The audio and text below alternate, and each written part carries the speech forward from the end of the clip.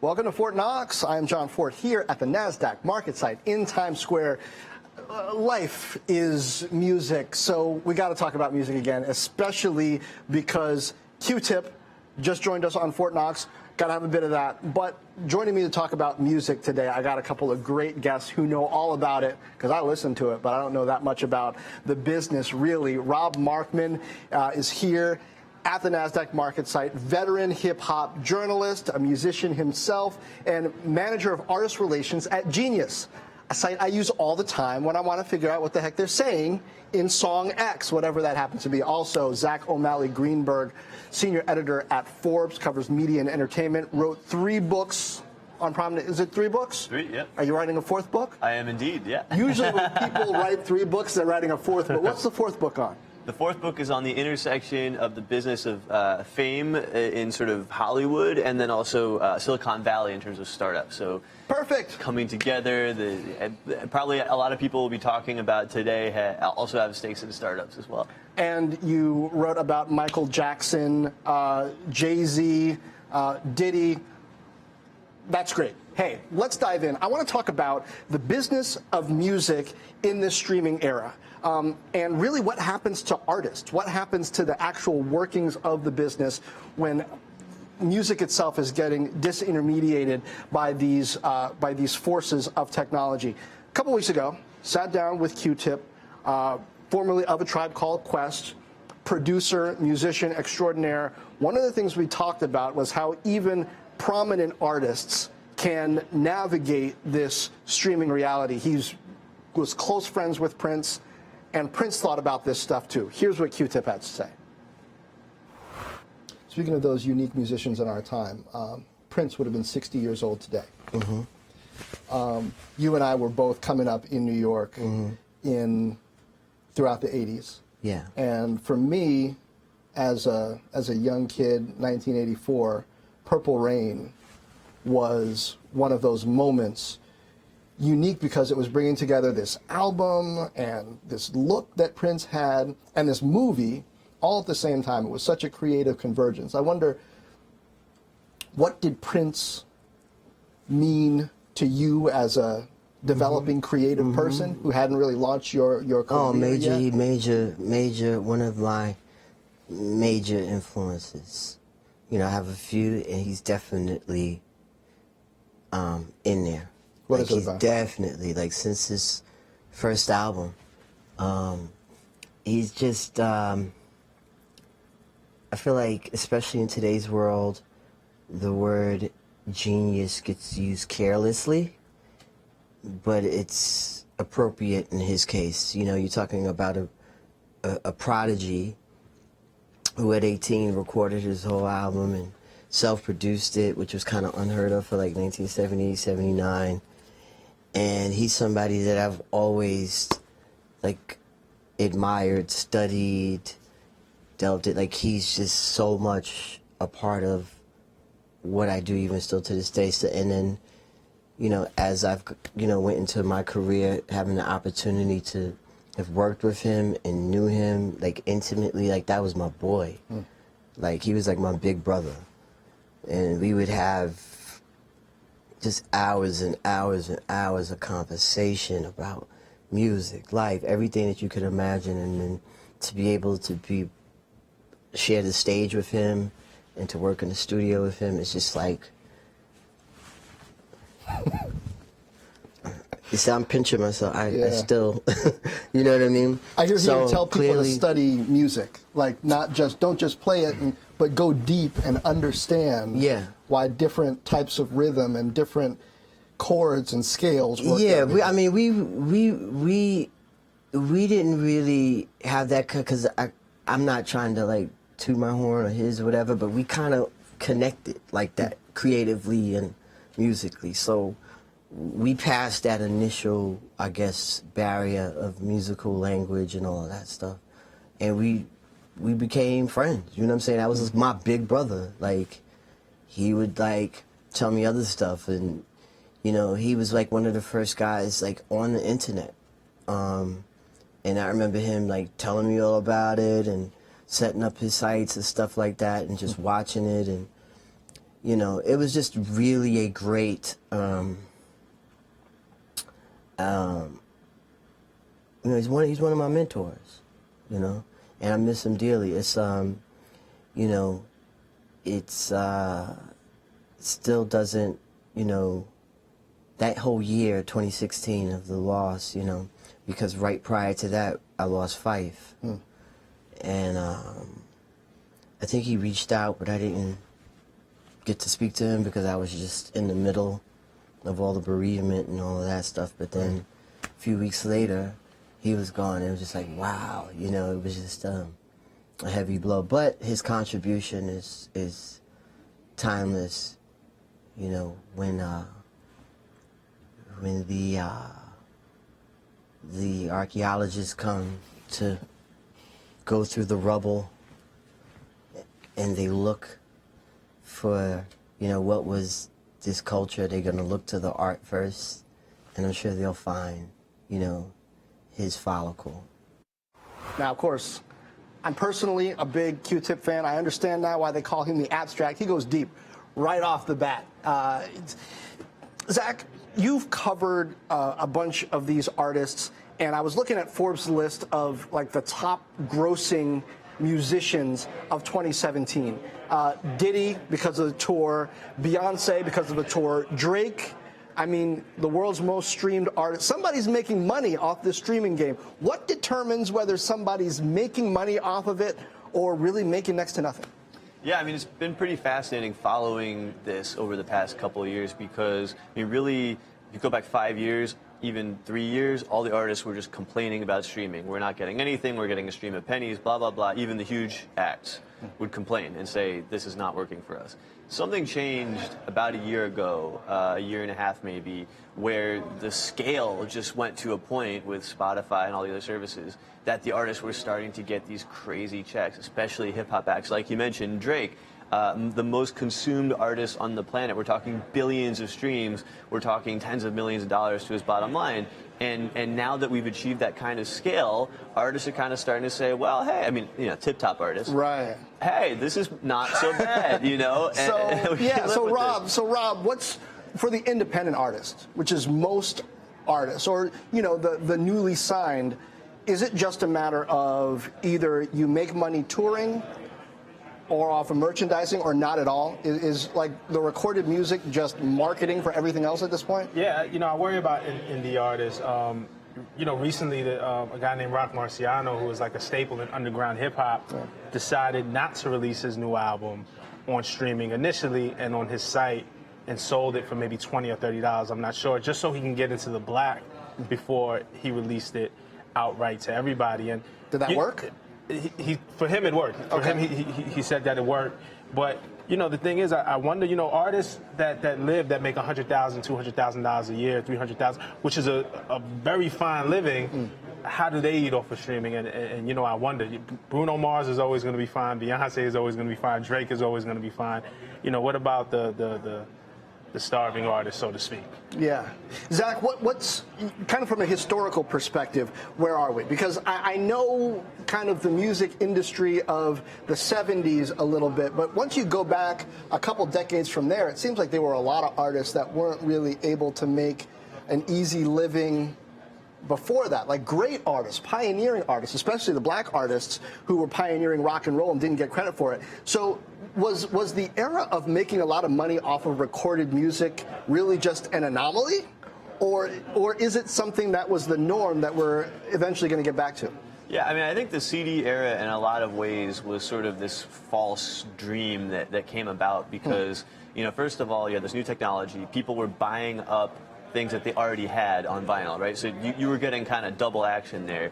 But with the CD, you know, I mean, you had all this room to fill, right? And I actually talked to music executives, music lawyers who said, you know, one particular music lawyer had a client, and the label executive actually said to him, and this is, you know, maybe, you know, back in that period, you know, let's say 80s or 90s, you have too many good songs on this album.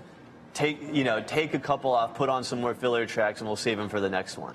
And so, you know, the music industry was fattening itself at the expense of the fan and diluting its quality to kind of take advantage of this huge boom in CDs. And so, in some ways, what happened afterwards was kind of the chickens coming home to roost. And, this kind of emphasis on the single over the album, I think, was a function of the albums not being very good. Of course, there are exceptions to that. So, I think that's kind of important context to keep in mind as we think about streaming today. And I agree with that. At least in my lifetime, as I can remember, the technology always kind of dictates how the music is created and then put out. When you talk about the cassette tape era, right. You wanted to make an album so that one side didn't have a whole bunch of blank space and for the other. And then when you get to the CD era, now all of a sudden you can hold 80 minutes of music on a disc.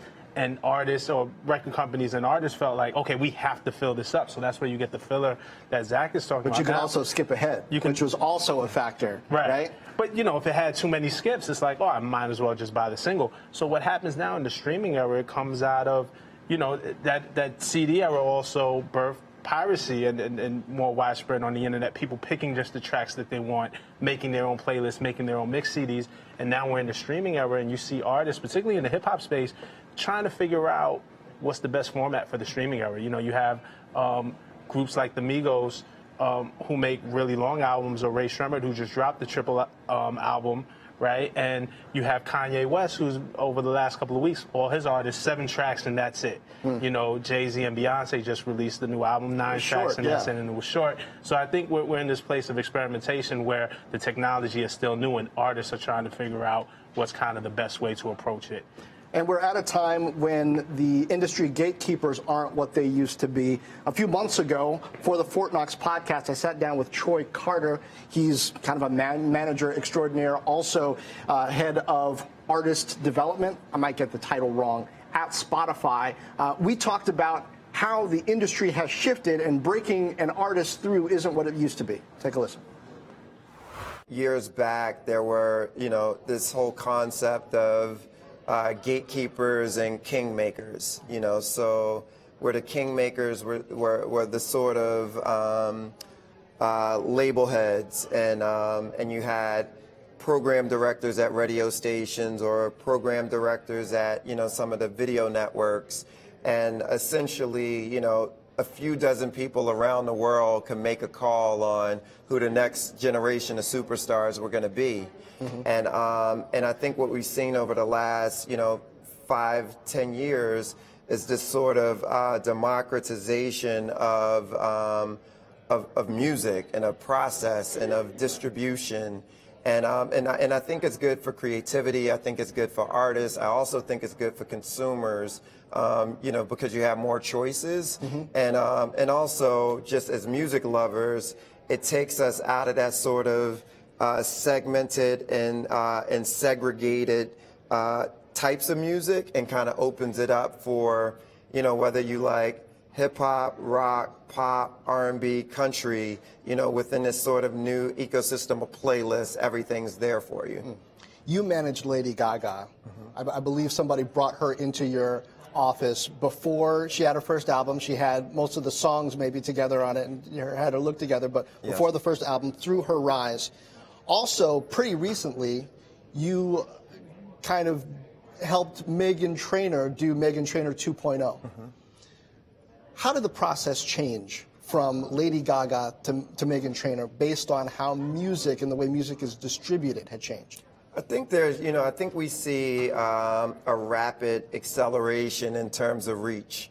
When I first started in the music business, you would have this concept of, we're going to start this record in Philadelphia, then we'll move it up to New York, then we can kind of move it up to Boston, so this sort of regional approach, and then you can move Midwest, West Coast, and then eventually, if you want to do international expansion, you could do international expansion. So it was like a game of Risk. Exactly. But now it's, and then with Lady Gaga, I think the difference was, because we couldn't get our stuff played on the radio, we were using new platforms like YouTube, Facebook, Twitter to kind of reach audiences with and bypassing gatekeepers. You couldn't get her played on the radio? Oh, no, it was very, very difficult to get her played on the radio. Why not? I think the music was so different at that point. Her music was it was this sort of European four on the floor, sort of music. Yeah. And at that time, I think pop music was a little more sugary. Britney Spears, Christina Aguilera, Jessica Simpson, sort of pop music. Maybe you could go Pink, but that was about as far out as you can go. Okay. And I think Gaga kind of landed from another planet on top of pop music. We called it, we gave pop music the flu. But in order to give them that flu, we had to go through these other sort of alternative distribution sources, which was, social media. I don't even know if they were calling it social media at that time, but it took us probably 8 months to a year to penetrate the world, where 10 years prior to that, it would have taken us 3 or 4 years to penetrate the world.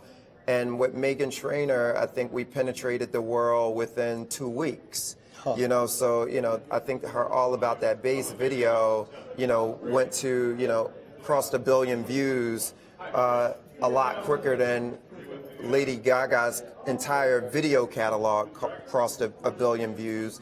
And I think that was due to how quickly and how big YouTube had grown. Zach, he mentioned Jessica Simpson. It's hard for me to, she had like a big Jessica Simpson had a big music career. Remember that? Yeah, man, yeah. I had to think about it a minute, but yeah. So let's talk about playlists, which are now big factors in how artists get broken. I mean, how does this work? Because I was just looking online the other day, and on areas like Fiverr, there are people who are offering to promote artist music on playlists for money. Like, give me a couple $100. I'll promote you on play. I mean, how is this economy really working, and is it on the up and up? Well, I think that remains to be seen, and I think that's the duty of music journalists, such as we have assembled here, to keep digging into, right? I mean, for sure, you already start to see the trappings of radio. There are people who are very influential. On the lower levels, there's definitely, some shady business going on. On the higher levels, I mean, you can only imagine what it would be like to run something like Rap Caviar on Spotify, and the power that has in terms of breaking artists. But certainly the labels have discussions back and forth with Spotify and, about playlists and things like that. And, that's in some ways kind of a black box, but it's, I think, the next place we have to be looking. Rob, how much power does something like Rap Caviar have to make a career? A tremendous amount of power. I recently last year dropped my own independent music as well as being a journalist, Right to Dream, and was faced with all of these offers from, independent guys like, hey, for a couple of $100, like you said, we can get you on this playlist and that playlist. Me, at least being in the music industry, I said, hey, I know better. I'll hit the ground running and meet with the people that I got to meet with at Spotify. And, Tuma Basa, who ran that Rap Caviar playlist, he's over at YouTube Music now. Tremendously, I would see all the email submissions that he get and go through them, as many as he could, and took it really seriously. Carl Cherry did the same thing at Apple. He's now at Spotify. So, there's some real, Troy talked about kind of the kingmakers and the gatekeepers. I think that still exists to an extent. I think guys like Tuma and Carl Cherry are tastemakers. Is New York radio still, big in the taste-making sense? I mean, there's satellite radio now. Those get carried around. I think radio still matters. I think radio isn't dead, as some might say. I think, look, the whole world stops when Pusha T releases a Drake diss song. Where does it premiere? On Funk Flex and Hot 97 in New York City. So, radio, particularly in New York, LA, and the big markets, still matter. There's a lot of big moments that happen on radio. But by and large, these playlists, particularly, Rap Caviar and the hot ones on Apple, are really propelling artists, new artists like Trippie Redd. You see, XXXTentacion, and there was controversy around him, but, playlists were big. Little Uzi Vert playlists were big in the emergence of these new stars, particularly in the hip-hop space. Zach, Rob mentions the diss tracks going back and forth between Pusha T and Drake. How big a deal is that in the marketing sense these days? Because we saw it, somebody having something to say about Drake. Nicki Minaj dealt with a little bit of that a few months ago too. Does that get artists' attention? Because you don't tend to see beefs between a couple of big artists like you did back in the '90s and people getting shot. Thank goodness. Right. But it seems to be more of an attention thing. Yeah, I think so. I mean, I think everybody loves good controversy. Whether it's sort of overt, like we were talking, Pusha T, Drake, with Kanye also sort of being on the fringes of that. Kanye didn't seem to want any of that, though. He's got his own declared it was issues. Over. No smoke. But I think you mentioned the mid '90s. Obviously, things got way out of hand then. But ever since, I mean, there's still been a lot of kind of playful back and forth between guys like even Jay-Z and Diddy. We'll toss things kind of back and forth that you can tell, or Nas or somebody like that, like tiny little friendly. But a couple jabs at billionaires, each other. slap fighting. You can't really get into. Well, yeah, a lot of it now is over who's the closest to that $1 billion mark, and that kind of thing. Right, and that's the thing about hip hop. I think, and still trendsetting. Like, you don't get that from a Taylor Swift and a Katy Perry, even though they may have had their little feud. It doesn't kind of boil over quite the way it does with a Pusha T or a Drake, or a Jay-Z and a Nas, almost maybe, what are we talking about, 17 years ago at this point. It was a really long time ago. Hip-hop is still kind of setting the trends, and it's good for the streaming era because, it keeps people going back to listen. Okay, I got to listen to the Pusha T diss again. I got to listen to Drake's response. Like, what's Drake going to say when he drops this new album? And in a lot of ways, hip-hop is still setting the trends, even the way streaming is now. It almost feels like the music is free, even though we're paying a subscription service every month. For a lot of people, it is free who choose the free tier. Right. But again, that's from hip-hop. Hip-hop was, Drake's first breakout project, So Far Gone, was a free project. Some say Wiz Khalifa's Cushion Orange Juice, his greatest mixtape, maybe the best project in his whole catalog, was a free project on Z-Share and stuff like that. So a lot of ways, even in streaming, hip-hop is kind of setting the model for giving away free music or democratizing, as Troy would say, music. The balance of power in the streaming era, an interesting topic. Talked about that with QTip as well, and he made an interesting analogy for just how these huge, hungry platforms like Apple, like Google, like Amazon, Spotify, how they function in the music business. Take a listen. You know Jay-Z. I know Jay-Z. Like, personally. I know he's, I know. Listen Mr. to your Carter. stuff pre-release, and you guys, both New Yorkers came up that way. So he's got Tidal. Questlove, who's also a friend of yours. I know he's got a thing going on Pandora. You're on Apple Music. Do the platforms matter? Are there differences? How do you look at what makes a particular company or platform? There's Amazon in the mix, there's Spotify. How are they going to show whether they're more righteous than another? Or what's the differentiator between those companies? Yeah, I mean, for a consumer who cares about music and musicians and how healthy the business is going forward, how are we going to be able to tell whether one is better than the other for the artist, which to support? Well, I mean, I think the way you tell is through content. And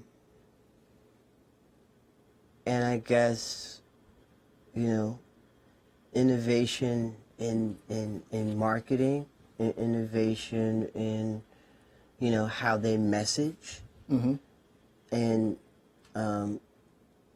specificities in their marketing and how they message. But it's ultimately content. Like, what are you telling Eddie Q and Jimmy Iovine about? Here's where you need to get to. Apple talks that they all talk about being good for artists, but where you really need to get to in order to reach some of those issues you were just talking about being... For them, really, it's about market share. It's about consumption. It's about having the most to be the biggest, because, when you're a conglomerate in that way, you kind of become like, I don't know if you're into comics, I am, but you become Galactus. Yeah. And Galactus was the one who would swallow worlds. Eating worlds. That's all he did was swallow worlds. Can somebody be Silver Surfer? And see, Silver Surfer. That's where you, and that's where I believe Jay-Z is Silver Surfer, and Questlove is Silver Surfer, and I could be Silver Surfer. You know, you have to, instead of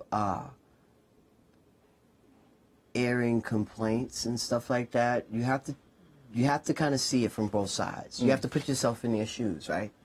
So I understand that in order for Galactus to survive, his practical need is to eat worlds. In order for Norman Rad or Silver Surfer to save his world, he says, look, I love my dear world of peace so much. I have these, I'll go out and get other ones, but leave this one alone. So I understand Norman Rad's position, and you're dealing with something that's just kind of a one-dimensional you have to consume, because if they don't have market share, then they fall. Yeah. It's bottom line. There's thousands and thousands of people that work at these companies. People. So they have to sustain themselves in their lives. Right. You know? So we understand that. But then there's the iconic insignia of the Apple or Pandora or this or whatever. And this big conglomerate is the Galactus. And then, you know, hopefully we could be, again, the Silver Surface to bridge the gap. Because it could work. I'm an idealist. You know, I'm an optimist. Although I'm also an agitator, and I'm also somebody who's a rebel. You know, I try not to mince words, even if it's against myself. Because I believe that we all have things that we make and things that we miss. Right. But ultimately, it's trying to bring about that bridge. Rob, are you in line with that Galactus reference? Do these platforms just have to keep getting bigger, and does that influence, you think, the way they do what they do? Absolutely. Like, you know, it's all for market share. You're competing for the attention of the audience and music fans. I mean, we all consume music through this device, through a phone, you know, and it's just a different platform in which we do it. And, you know, the differentiating factors between the different services, you know, are going to tip the scales. You know, at Genius, we have a partnership with Spotify called Behind the Lyrics, because what we saw was that we're consuming so much more music through streaming, but we're losing the context. You know, we don't get liner notes anymore. We don't know who produced what. You might not know the lyrics. So with Behind the Lyrics for the top songs in Spotify, we add a mixture of lyrics, fun facts, and commentary from the artist. You know what I miss that jacket, that tape or CD jacket that gave a sense of what the artist was thinking visually behind the music. And, you know, those liner notes on, you know, who produced this and who all was involved. It's hard to feel just streaming a song like you've bought into some connection with the artist. I mean, that's the reason I have a career, is because I was a nerd for that. I'd get Nas Illmatic, and I could tell you who produced each song. I could tell you what studio he recorded it at. I could tell you who engineered it and who played bass on it. You know, so I could walk into a room like that and impress somebody and then get a job. The truth is, we're not going back to that. We're not going back to liner notes. Once you kind of open Pandora's box, you can't close it. Pandora's box, so to speak. But, Zach, I want to get you in here before we have to go and ask, how does it change the incentive for these platforms when instead of playing mainly for advertising, you're playing for that attention and subscription? Does it change the type of demand that they have on the artist, for better or for worse? For sure. And, you know, I mean, I think one of the main takeaways here is it's all about hip-hop. I mean, hip-hop is the most streamed genre in America. It is behind the rise of these streaming services. And in fact, you've seen Jay-Z, Diddy, Dr. Dre. I just wrote a book called Three Kings. Those are the three kings. Each of those three guys has a stake in one of the big three streaming services. Jay-Z, obviously, with Tidal. Dre has, you know, Beats Music became Apple Music. And Diddy, some people maybe don't know this, but he has a huge stake in Spotify, which he bought very early on, about 7 years ago. I did not know that. Hip-hop, again, has found a way not to just get in, you know, on the music, but on the distribution.